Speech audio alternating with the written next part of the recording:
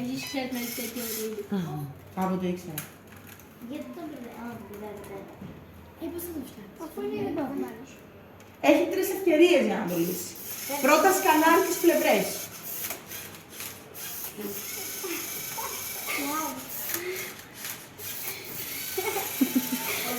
Μην κουνάτε όμως, γιατί αν το κουνήσετε θα χάσει ο βραχίωνας στην πλευρά του.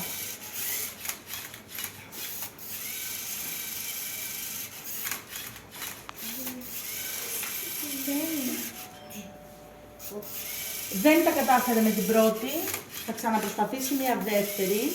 Με το τελικό θα το λύσει. Θα δούμε όταν αποφασίσει τι κάνουμε. Δεν έτσι πια.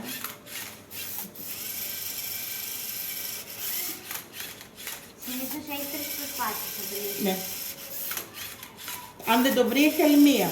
Και αν δεν του κάνει και άλλη μία, απλά θα σταματήσει.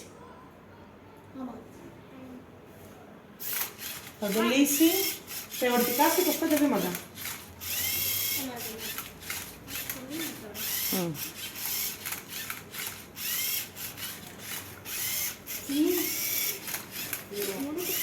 Αν το λύσει όντως. Σταματισμένο. Έχει λύσει. Όχι, έχασε ένα βήμα. Μόλις τώρα.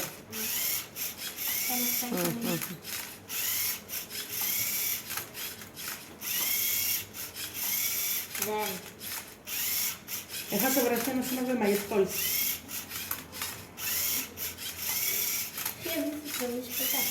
Όχι, το λύνει. Απλά υπάρχουν κάποιοι παράγοντες για να το λύσει. 25 βήματα. Έχασε κι άλλο.